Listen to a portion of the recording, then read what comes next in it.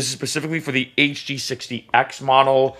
I have used Elgato before, and I want to stress this is not sponsored by them. I bought this with my own money, and I'd give it 5 out of 5 stars. It's really the best capture card if, like, say, you're streaming or making gaming videos, whatever the case is. So let's unbox it.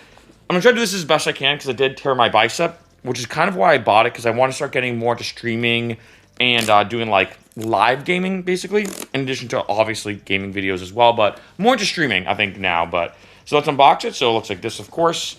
That's how the box looks, if you want to see it. Ta-da! So when we open it, it's pretty straightforward, I'll be honest. Like, if you're not a tech person at all, this is the easiest thing to set up. So I'm going to do this best I can. Maybe not the best time to do an unboxing video with this this on me, but when I open it up, if I can show you.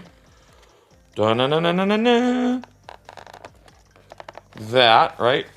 And take this little, is that wrapping paper? This is how it looks. And the first thing you're going to get, of course, is the capture card itself. This is the main thing you're going to use. Then it comes with 2 cables. That's kind of it. We have an HDMI cable and then a USB to USB-C cable. And that's it. To be honest, that's it. That's all you pretty much get. There is also a sticker. Where did I just put it? I just had it with me. Oh, here it is.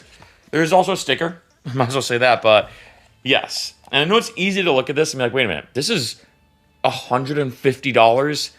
It is a bit pricey, don't get me wrong, but especially when it comes to streaming and making high-quality gaming videos, you know, that are very low latency and just, you don't have to worry about anything breaking or messing up. This is by far your best bet. This is by far, of course, the way to go. And it's super simple, right? When it comes to plugging this in, it's literally plug and play.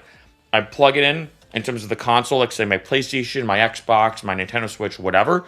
I run it into Elgato. This then runs into my computer.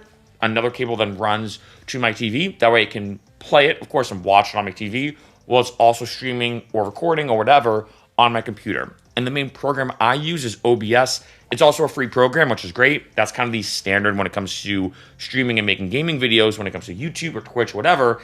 And I hate to say it, but when it comes to gaming videos, if you want to do streaming, which I know a lot of people are getting into now, whether it is on Twitch or YouTube or another platform, you got to get a capture card. And the best, truly, is Elgato.